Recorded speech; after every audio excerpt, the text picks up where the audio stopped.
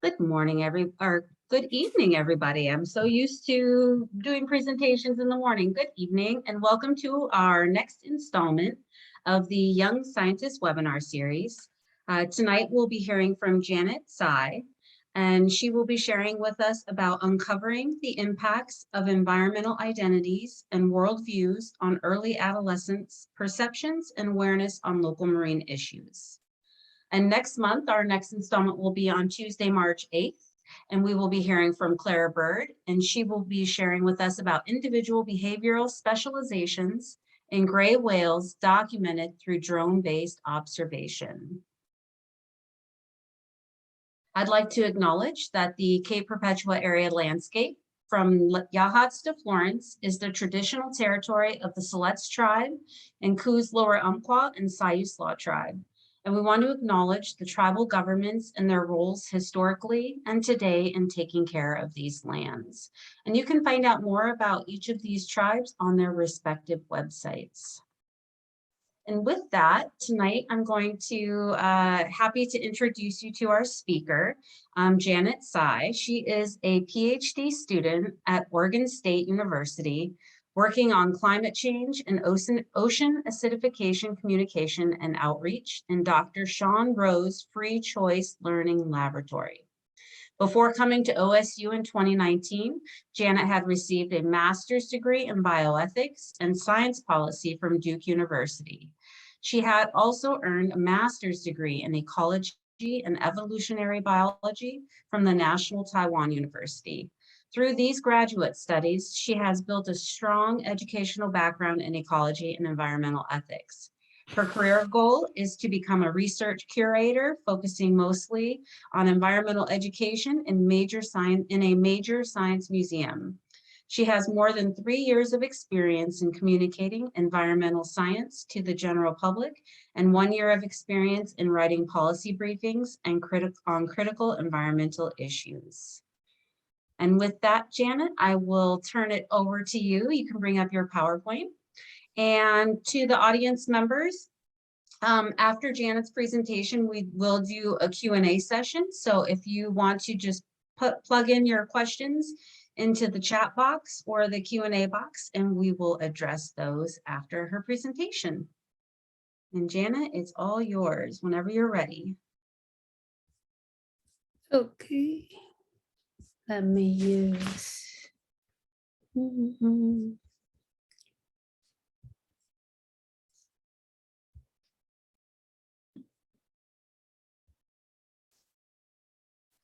Okay, so could you guys see my share screen? Yes, we can. Okay. So this is my research topic, talking about uncovering the impacts of environmental identities and worldviews, and also like people's cultural backgrounds, and also like artifacts which will affect people's awareness on local marine issues, especially in free choice learning settings such as museum and aquarium. And the most important is that I'm focusing on adolescents, especially for early adolescents in my research. So this is my agenda today, and I will first talk about who am I and why am I here, and then have a brief overview about my research project and also the goals. And then we will go through the questions and also discussion about my research. So yes, just as previous slide we have talked about, I was trained as an ecologist and also aesthetics, and also during my training, I hope I can make more, not just on the research project, but more on like scientific outreach. So this is why I am now in the OSU University to have a free choice learning lab, to join the lab to learn more about how we can not just doing the research, but also letting others, especially like adolescents who is visiting the museum or aquariums, to have this kind of scientific outreach and find that STEM is really helpful for their life and also for their communities. So since lifelong science learning is what we expect to see regarding the outcomes of the museum exhibitions and also the outreach activity, I'm really interested in the factors that will affect people's like their knowledge, their message of the perception on the exhibitions, and also what kind of stuff will affect their learning experience and also their willingness to learn new stuff. So in my theory, I believe that one's environmental identity and also their worldview, which I define it as EID here, will play an important role for them to learn abstract environmental concepts in the science museums. So my research topic I have mentioned about is this kind of stuff like uncovering how the EID will affect their awareness on their local marine issues. So specifically, I think it is important and interesting to explore the relationship between the EID, like how people see their relationship with the nature, and also what kind of cultural backgrounds they have will affect their environmental crisis or environmental issues learning, especially issues that are related to them, but it is like really abstract, such as ocean acidifications and also like climate change in their free choice learning settings. So I will pause here for a while. Do anyone have any questions? You can just pop up, or I will just continue to my research goals.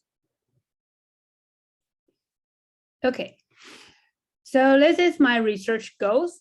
For the first one, I would like to, my research goal is like, I would like to evaluate how the EID can affect people's their concepts perception in the free choice learning settings. But more important is that I hope my research can provide a forum for researchers and also educators to facilitate their museum exhibitions and also interpretations to the local public and also different kind of people online, because nowadays online museum is really popular too. And also I would like to have inspired the public to think about how the STEM they learn from, not just like in the informal science learning settings, could help them to solve the environmental problems or other problems that around that will affect their life. So to study the relationship between one EID and also people's learning in a free choice learning settings, I think we should consider how one's EID is constructed and then refined during their lifetime. So I put here this kind of theory model we call Banner's ecological system theory. I think it could be a suitable model for us to think about how EID is constructed and then refined during their lifetime. Specifically, museum settings are places that meet these criteria of cognition development in his theory, because individuals like their EID were influenced not by their own, like their child, their sex, or their thought and their age, but also affected by their family, their peers, and also communities. But also it will affected by which he called a macro system. It will be like a much more like a distance influence, also will influence people on their knowledge and also their point of view development. So to be more specific, I will put my researcher to see what I mean. It will affect people from the distant part. So providing this kind of examples, the micro ecosystem in the central part is where I consider whose identity formation during their pro-social norms, like their peers, their parents, and also like their school activity will affect who they think they are, like who they think, in my case will be like who they think they are related to the nature. Are there egocentralism people or ecocentralism people? So here I think that environmental science learning resources such as like museums, media, and also like a online museum will here be a macro system he means here. So for me as an researchers and also like educators, what I really need to think about is that how we can use this kind of digital influences to infect the individual, like their learning experience, and also making in the future, making their have their action change and also like belief change.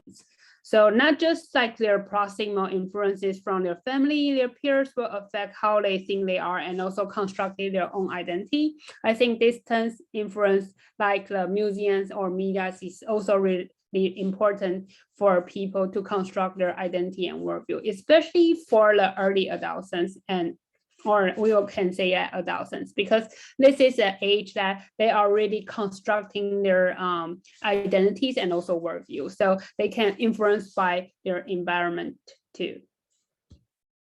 So based on the theory concept in the previous slides, I just construct this kind of model as a mind map of my research. So on the left side here, you can see that it is like the sources of the information about the environment, and the distal perspective that we mentioned, like exo and also like a macro system from the museum settings. This kind of distal perspectives will influence one EID construction here. So this is what I mentioned, like the museum settings, their exhibitions, different kind of culture stuff will affect one EID constructions. And also their EID when they have their own EID or their worldview, it will affect their cognitive development and also their learning experience. One thing worth to mention is that I think this is not just a one-way process, like from here to here. This is not just a one-way process, rather than it is like a loop. So it is like when you have different kind of learning experience, it can strengthen or it will loosen your point of view on how you think about your own EID and also worldview. So this is a loop, not just a one-way process. So I will just quickly go through the paradigm and also methodology of my research. So I think that this project should be under the socio-cultural perspective, because socio-cultural perspective focusing more on not just the peers or peoples around you, but also how your cultural and also historical backgrounds and also artifacts can affect people's learning in the free choice learning settings.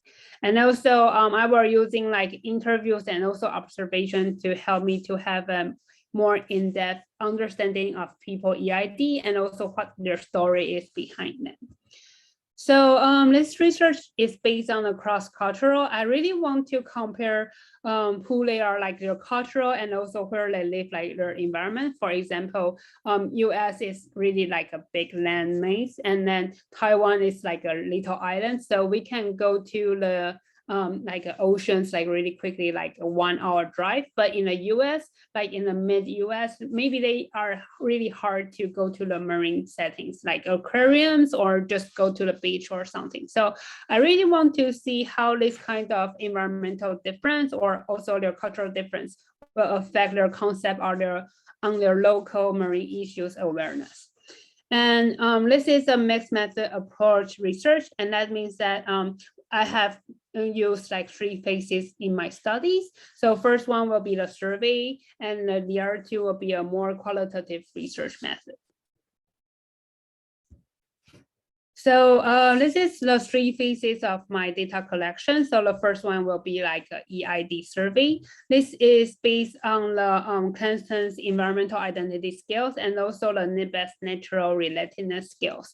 So I construct this kind of survey online and also in paper form to distribute to people, especially like the schools and also early adolescents who visited the museums, to help me to complete this kind of EID survey.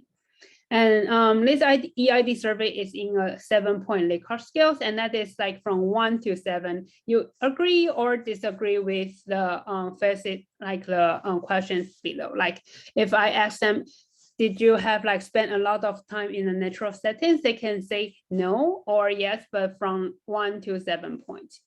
And also, besides using these scales, I also use this kind of graph in my survey questions, asking the participants to draw this picture on like where they think they are. They are more egocentric or ecocentric or homocentric or multicultural partnership. So they can just point down here, here, here, where they are on this red spot. They think they are more ego or eco. And I have given them the definition of this for ethics, I mean like environmental ethics stuff, to tell them what means egocentric. Like it's like more I care about myself rather than the nature, and the ecocentric is more I think we are equal between the nature and the human beings. And this is my phase 2 study. It is using the personal mini mappings to ask the early adolescent or adolescent to complete during the phase they see. So the phrase I give them is marine and me, or marine issues and me, and letting them to think about what kind of drawings they want to draw and what kind of words they want to mention in their drawings, like to see what they think about before the museum activities. So on the left side, this is the examples. For examples, they can draw what they want here and just think about like marine issues or things. But this is the other research. So this is like asking the students to have the layer of identities of hotspot for their park. So this is like this kind of drawing. So for my own research, students will draw what they think about the marine issues they are facing to, or what kind of marine ecosystem they want in the future they want. So they can have any drawing here. And then we will go to a debrief, like asking the students why you want to draw this kind of part in on the papers, and they can give me some idea about their previous knowledge. And then I just give them a website link and also looking through a little movie that I made. And then after that, I will ask them to do another drawing, but it is on the same paper as this, to ask them, do they have more drawing you want to draw, or do they have like the words or the context they want to delete or mention that they think that is on the wrong concept, to see whether the activities in the museums or on the online museums can affect their concepts, to think about like, oh, for example, like they think like in the first picture, if they draw like, oh, I am afraid of oceans because there is a shark in the ocean will bite me. But after they looking at the my movie and also on my website, my marine website, maybe they will have a concept change. They think, oh, the shark is not near the coast, and also shark will not bite like roughly, or I mean like they will not bite for no reasons. So maybe here they will just write, oh, I have a concept that is wrong for before I go into this kind of activity. I think if we are careful for our marine ecosystem, maybe the ocean is more careful for me. It is not really scary for me to swim in the oceans. So this kind of concept change will define on the personal mini mappings. And for the debrief part, I can know more about how their previous knowledge, their cultural norms, and also their historical story will affect their knowledge on, I mean, like their previous knowledge on the marine issues. And then for the phase 3 study, I will have a narrative interviews. So it is asking them what ways and also which kind of stuff they think they want to talk about more in the marine issues they care about. And also using, this is like an open-ended question. So based on what they give me the debrief on their drawings and also their I mean, like the EID survey, I will ask them open questions and then dig into more to let them to tell me why they have this kind of thoughts, and also what kind of people, like their families, their environment, will affect their knowledge on marine issues and why they care about that. So overall, this is all my study phases, and then we can go through the question and discussions part. So to sum up, like for me, museum and aquariums really provide a good environment to learn about how environmental identity can affect our already constructed previous knowledge and worldviews, and also how we can refine this kind of stuff in a museum or aquarium settings to let everyone have a more correct marine issues knowledge, and also help them to raising their awareness of their local marine issues around it, and think about how STEM can help them to solve this kind of problems. And then I will share the other slide for the total slide for that. Let me see.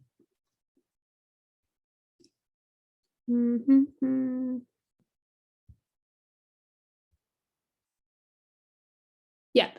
So this is the overall like a poster. I mean like a poster one for my own research. So this is for the background here. And this is what I mentioned about like, it is like a loop. So it is like when you have a good environment contact, you can construct your own environmental identity. And also this, it will go back to a loop and let them to have different kind of action change, belief change, and also the norms change. And yep. So far, I have already done my phase 1 study on the survey questions and also asking the adolescents to finish their own personal mini-mapping drawings. And in their drawings, I really found interesting stuff is that, for example, in Taiwan, students from the East Coast, they really near the coast, and also they have different kinds of marine activities in the East Coast. They just draw the marine is so beautiful and also like a wonderful marine ecosystem around them. And they mention what kind of concern they have, like what kind of environmental issues, like they found that there is lots of plastics on the coast, but they would like to help to see what is an efficient way to collect this kind of trash, and then asking people to throw it away. And also after their one-term marine class activities, they just changed that. Yes, they found that there is a more sufficient way. So they add different kind of stuff on their drawings. But rather than who lives near the coast, people live near in the big cities. I mean, like the adults live in the big cities. They have different kind of thought on marine issue. They think that it is far away from them. They just like to go to the beach, but they doesn't really care about which kind of marine issues is happening around them. And after they look for the different kind of marine issues, movie from Discovery or on my marine website, they just thought that, wow, they really need to raise their awareness on this kind of marine issues, such as like marine debris. So they are thinking about more like how they can do investigate on their neighborhood or their communities to ask everyone to use less trash. I mean, like the plastic, like the straws or something else, and see how they can help about the marine debris issues. So this is overall my research questions. And now we can go to the question and discussion part.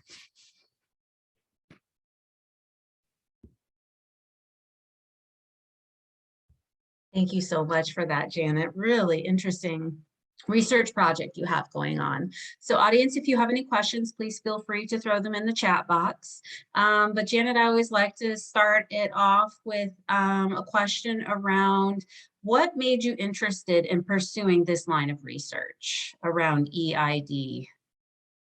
Yeah, actually, because I have mentioned about I am training as an ecologist, so I do lots of like research work on different kind of climate change issues, not just in the marine issues, but also on the land, for example. So I just found that I am just doing my research on my own and then public to the, I mean, like the paper stuff, but the communities there, like the tribes near the stuff, I mean, like their site that I do my research, they are not really aware of this kind of issues, and they when they go to the museum settings, they just want to just look through the exhibition like really quickly. So I thought it will be a problem for us rather than just like scientists finding important environmental issues, but people really need to also raise their awareness, because I think this kind of environmental issues is everyone's problem. So I just have discussed this kind of problem with the museum curators. And then we just thought that how people learn in the museum settings from the exhibition is really important. So I just look lots of papers, and then I just found Cranturn stuff on environmental identity, and then I just go dip into it and then found like, wow, actually we are talking lots of stuff about identity, but we haven't think about like how environmental identity can affect our learning experience, especially when you already constructed a kind of environmental identity or worldview, and how you can refine it when you are in the museum settings looking at the exhibition. Like there is little research focusing on this kind of stuff. And I think it is really interesting and also important to see how we can construct an efficient way to introduce this kind of environmental issues for the public, and then whether they have the environmental identity or worldview change. So this kind of question is really interested me. So I just do this kind of research. And have you noticed at all, you gave the example from Taiwan, how somebody who's more inland versus somebody who lives on the coast might not be as aware or knowledgeable about those marine issues. Do you find that consistently with the participants, that that's something you've noticed? Yeah.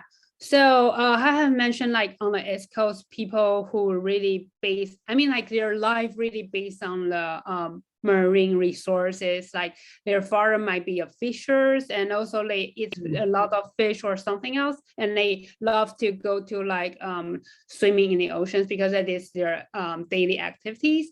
They really care about like different kind of stuff, like their ecosystem is destroyed by they don't know what kind of reason, but they found that the fish or the ecosystem or the coral reef is like bleaching, so they want to know more about why and also how they can help for the communities.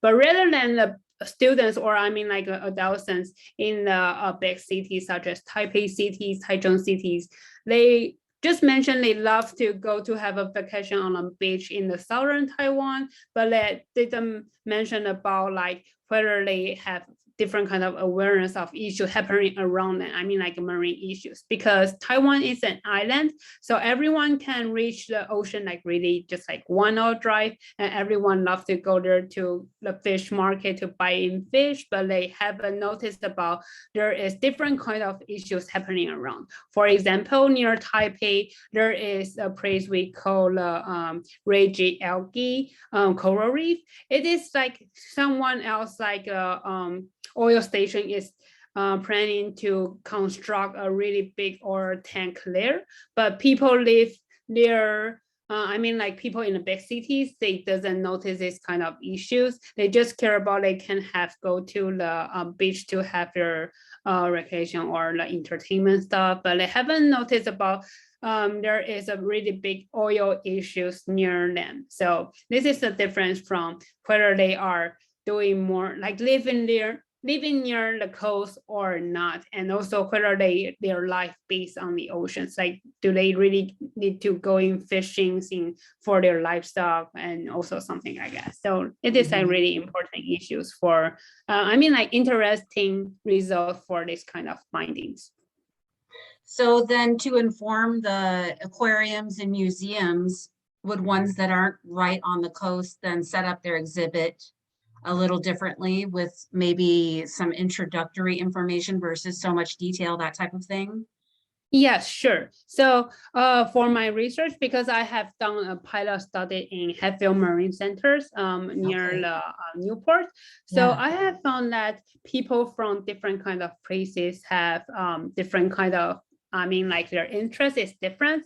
So there is people is more like ecosystem based. They care more about like ecosystems, and they have joined different kind of like Sierra Club or something like forestry, or also like the workshop that is provided by the Sea Grant or something else. They care more about how we can maintain our ecosystem during like the climate change and also ocean acidifications. But there is a half of people care about like whether they can have oyster to eat in the West Coast. So this is their interest rate is different. So we will need to have different kind of approach to let them to think about this kind of issues, and then leading them to the most important environmental issues we want to convey. I mean, like we want to convey a message to them. So for the mid-US who doesn't have the accessibility to the oceans, I will give in more details and also like more interesting or beautiful video for them to see, oh, actually marine ecosystem is really beautiful around the world. And also what kind of problems we are now facing too. So how we can help to reconstruct our ecosystem or helping them to not being destroyed by artificial factors. Absolutely. Is there an ideal age to introduce children to marine environmental issues? Actually, I think there is no specific age you can introduce them. I mean, like when they have like when they have a cognition to learn new stuff, you can just introduce them different kind of stuff. For example, you can just introduce them just on your table. I mean, you don't need to go to an aquarium or go to the beach. You can just start with the kitchen, saying like, oh, this is like shrimp, and also this is a fish, and you can just introduce little stuff like, actually, sometimes big fish can eat the string eggs or something to let them to know about the ecosystem food web and also how it will affect people's. But I know they doesn't have this kind of connection, can remember lots of stuff, but you can just giving them some this kind of stuff to let them to, oh, this is the things, I mean, like animals from the ocean, although I haven't seen ocean before, but I know it is from the ocean. So this kind of introduction from the kitchen, from your just like your lifetime and also just in your daily life will really important. I think it is like really important to introduce people the issues based on their I mean, like their daily life stuff. Because when we are talking about like climate change, I just think like actually it is like really far away from me. But if you are giving them an example how climate change will affect their life, like their daily life, they will say, wow, actually maybe climate change is really happening and what can I be aware of, and maybe they will have action change to search different kind of stuff on the website or the Google Doc, or I mean like the Google or something else for themselves. But when I am talking about identity, so I think like I'm focusing on adolescents, especially for early adolescents, because there is a lot of research mentioning a lot like when I mean like young people or peoples are really constructing their own identity and also worldviews is in the age of the early adolescent to later adolescent. So adolescent age is when they are still constructing their identity. So it is more easier for us to change your mind or change your belief and also asking them to affect their community because they are just constructing, they have their own plasticity. But for the adult, it is more hard to change their mind or something else because they just lose the golden age to constructing their identity. But we still have a change. We still have a chance to change the adolescents. I mean, like not adolescent. I mean, like adult knowledge point of view or something else. But it just needs to take time. Yeah. I am somebody who didn't see the ocean until I was in my 30s and didn't learn or know a lot about it. Just knew it was there. You know, whales were in the ocean, sharks. But when I saw it for the first time, my mind just exploded. And it's amazing how when you link to something like that, how you do want to learn more. So really exciting research. One more last question here. Do you have any preliminary data or outcomes between the cross-cultural differences? So far, I'm still collecting the US one. So far, no. But I have one on the survey questions will be, I have from the phase 1 study. So phase 1 study, it will be different. I mean, it is not really different from the cultural because it really based on where you live.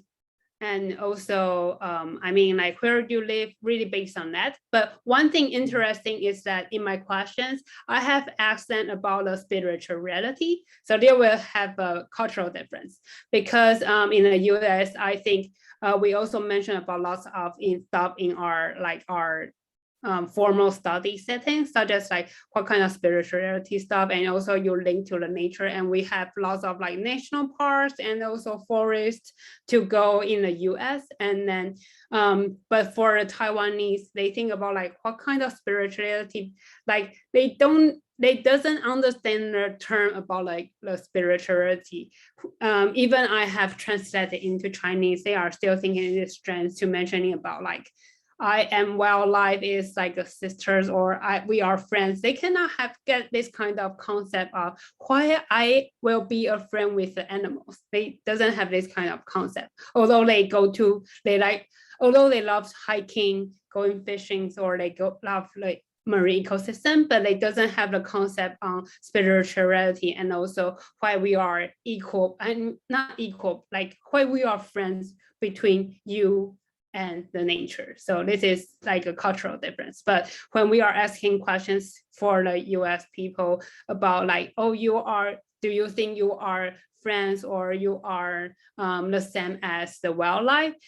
Everyone knows this kind of question and they can say yes or no, or think about like why they think about like why they think it is yes or no, and what kind of activities led them to change their thoughts on. Yes, they are like a friends with the nature, but for the Taiwanese, although they love hiking, they love going like care about marine ecosystem, but it doesn't know what is the concept about we are friends between nature and human. Right. Yeah, so this is a cultural difference. And I think it is based on the education difference. Because in our, in Taiwan's educations, we doesn't mention about the spirituality, like a more philosophy stuff in nature and human beings. Okay, wow. Is there a website or somewhere where folks can follow you as you finish up your research?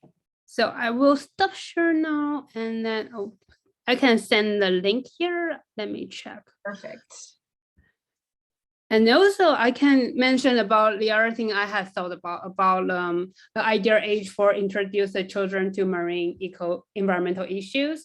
I have seen lots of people talking about it is like early, like the youth like from the kindergarten to the elementary school is really a good idea age to introduce children to the marine environmental issues. And there is lots of Google, you can go onto the Google and find lots of really good K-12 website to introduce the marine issues to the students, including like Sea Grant and also NOAA. They also providing different kind of age materials you can also do at home to introduce the marine issues or marine ecosystem stuff for the students. Very cool.